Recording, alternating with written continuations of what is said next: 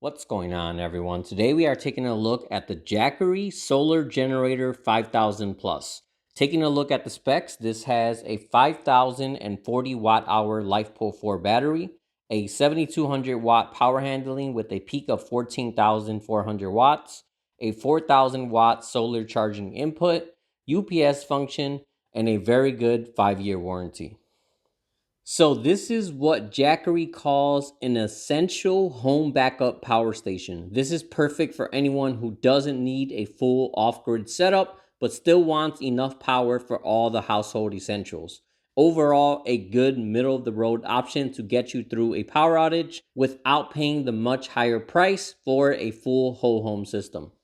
So taking a look at the power station itself, this is definitely a nice and modern looking power station. Like any other Jackery power station, it's mostly all black with some orange accents here and there. As you can see, we have orange on the handles, logo, and then right over here you also have some on the wheels as well. This is definitely quite a large power station, not only in size, but in its capabilities as well. As I said earlier, this can put out a max of 7,200 watts. That can easily power anything in a regular household. A regular outlet only puts out 1,800 watts at the most. So you can easily power several high-powered items on this power station. This is a heavy power station at 134.5 pounds, but to make it easier to transport, you have these two handles here at the top. And then at the bottom, you have 4 wheels. You have 2 large wheels like this in the back. And then in the front, you have 2 smaller wheels, which also have lockable casters, so you can lock the power station in place. And then last but not least, right here, you also have a suitcase style handle. Very rigid. You would think that it might flop around and feel weak when pushing around this heavy power station. But as you can see, nice and rugged. And it does make the power station a lot easier to transport and move around.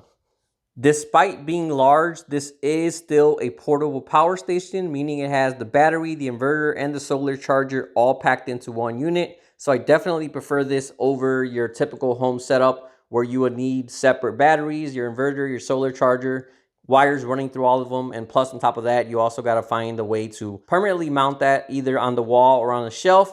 And once you have that set up, that's pretty much it. It's stuck in that spot. But since this one is, again, portable with the handle and the wheels, besides using it at home, you can also put it in your car, take it somewhere, use it for an outdoor event, a party, or pretty much any other situation where you might need portable power. And since this has a 5 kilowatt battery, this is going to give you a very good battery life when you use it outdoors as well. So when it comes to the battery, this has a 5,040 watt hour LifePo 4 battery, and this is rated to maintain 70% capacity for 4,000 charges. So even if you fully charge and discharge this every single day, that's still going to get you 10 to 15 years of usage out of this unit. The battery in this also uses EV grade CTB technology, which uses space more efficiently. As advertised, this is a 5 kilowatt power station in a 4 kilowatt size. On paper, it might seem heavy, but this is actually very light for a unit of this size. I just recently reviewed a 4 kilowatt power station that weighed 136 pounds. This one is a 5 kilowatt power station, but only weighs 134.5 pounds. So very cool how they managed to squeeze in an extra 1,000 watt hours while making it a similar weight and footprint compared to most other 4 kilowatt units. All right, so taking a look at your ports, right up here you have your DC car cigarette port. Right down here, you have 4 20 amp AC outlets. And as I said earlier, these can put out a max of 7,200 watts total. Right up here, you have your USB ports. Up top, you have 2 USB-C ports that both put out 100 watts. And then you have 2 USB-A ports that can put out 18 watts. Coming to the left side, up top, you have your AC expansion port, which is used to connect to their smart transfer switch. Right here in the middle, you have a NEMA L1430R port. And then down here, you have a NEMA 1450 port. And then right down here, which is not something I've seen on any other power station, you have 4 separate AC circuit reset buttons. As you can see right here, these both put out 120 and 240 volts. So natively from this power station, this has 240 volt capability. With a lot of power stations out there, you need to buy a second unit and link them together to get split phase 240 volts. So when you consider that this is a very compact power station that's smaller than mostly everything out there, that's very impressive that it also has built-in 240 watt capability as well. Coming to the right side, you have your AC charging port, your battery expansion port, and then right up here under this flap, you have your solar input connection. So you have a low PV port, a high PV port, and your high PV switch. So your low PV would be used for lower wattage solar panels or portable solar panels as well. Your high PV would be for high voltage rooftop panels. And then right over here, you have your high PV switch, and it says right here to turn this off, plug in your high voltage panels, and then turn that back on if you want to charge from those ports. So when it comes to charging, there's a few different ways you can charge this unit. First off, you have AC charging, which can do a max of 1800 watts, and this will charge you from 0 to 100 in 3.5 hours. Next, you can do regular solar panel charging with a max of 1200 watts. This accepts panels from 11 to 16 volts, and from 0 to 100, this will take 6.5 hours. And then as I showed you earlier, this can also accept rooftop panels on the high PV port as well. And this accepts 135 volts to 450 volts and can take a max of 4000 watts. And to charge this from empty to full will take 1.7 hours. And last but not least, this can also charge from the smart transfer switch at a max of 4000 watts, which again will take 1.7 hours to charge this from 0 to 100. As I said earlier, this does have a built-in UPS, so if you do have a power outage, this is going to give you uninterrupted power to all your household essentials, such as your fridge, CPAP machine, computers, Wi-Fi routers, and more. Besides that, this also has an ultra-low power drainage with Jackery's patented zero drain technology. So if you store this power station at 100%, after 3 months, it'll have 96.8% of power left. And even after 1 year, it'll still have 92.5%. So compared to any other power station, you don't have to worry about it slowly draining away on its own. And this way, when you do have an emergency situation where you need backup power, you can rest assured the power station will be charged up and ready to go.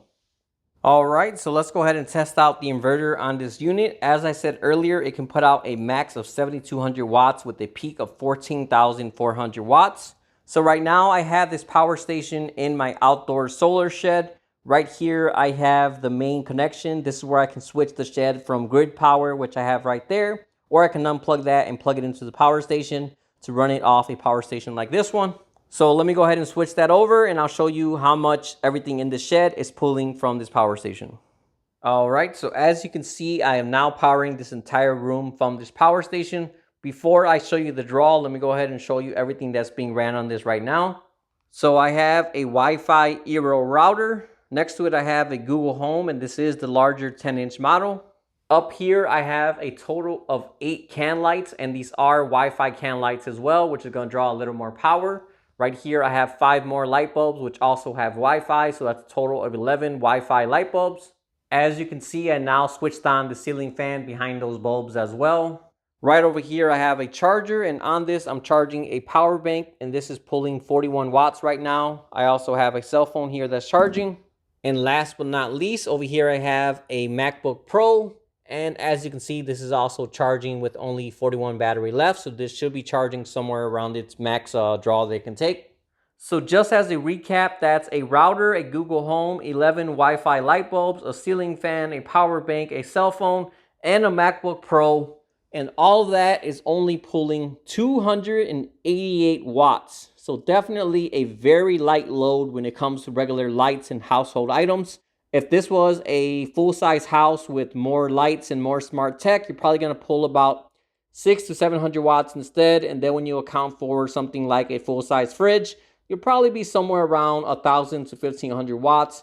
Again, this can put out a max of 7200 watts. So an absolute walk in the park for this power station when it comes to regular household items. As I said earlier, a regular household outlet only puts out 1800 watts at max.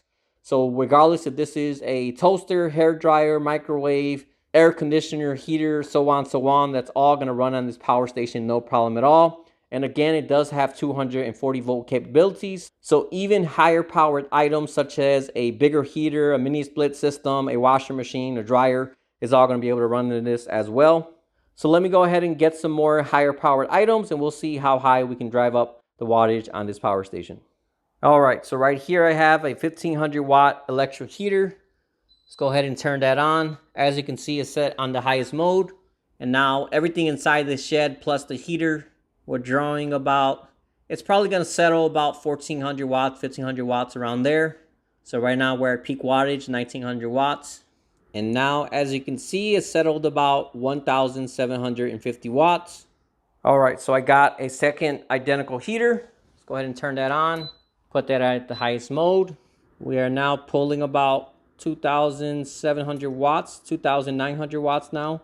3,200, 3,400, 3,300. Okay, settling back down. I'm guessing it's probably going to settle about 3,000 watts, somewhere around there. All right, so it looks like we settled a little under 2,900 watts.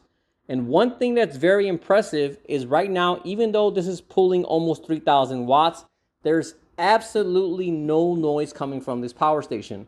If you get a smaller unit that's being driven near its max inverter limit, that fan will be blaring very loudly right now. But right now, this is absolutely silent. If the fan is running, I definitely can't hear it from out here.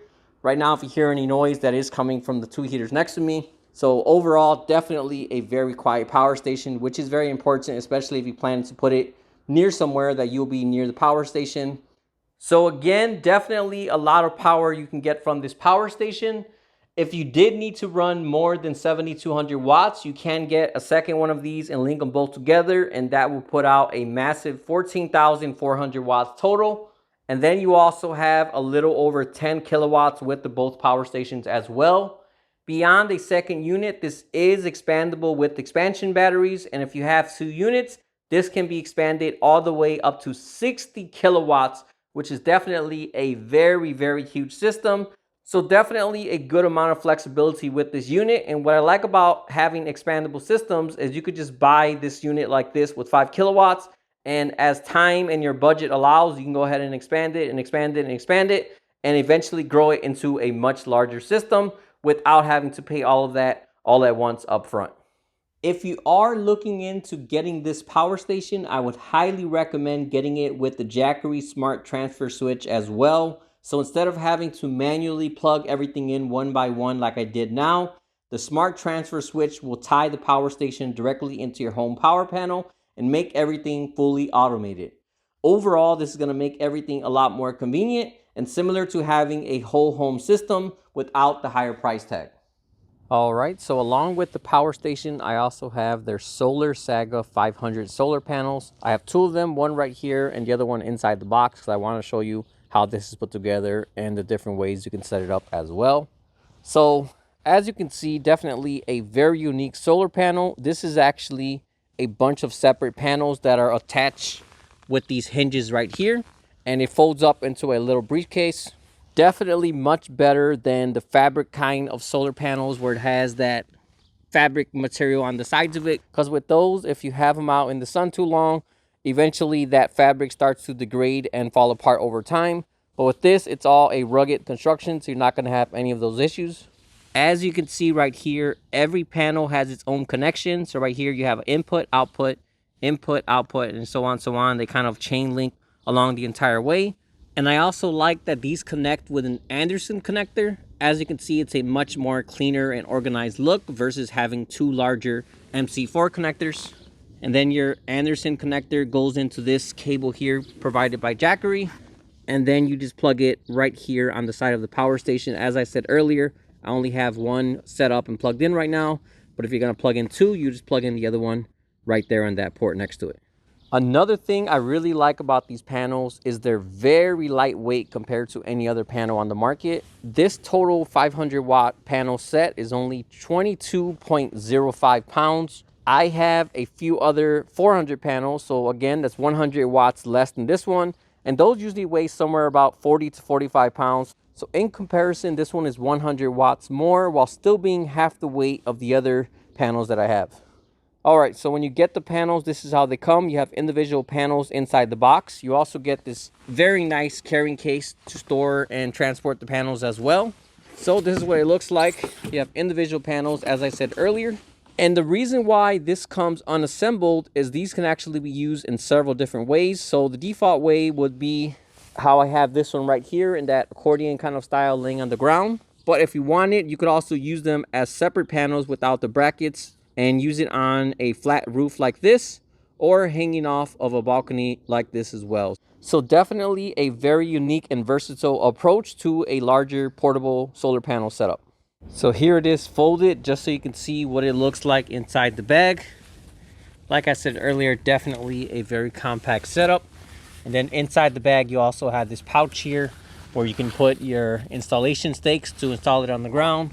And then you also have plenty of room to store the connection cable right there as well.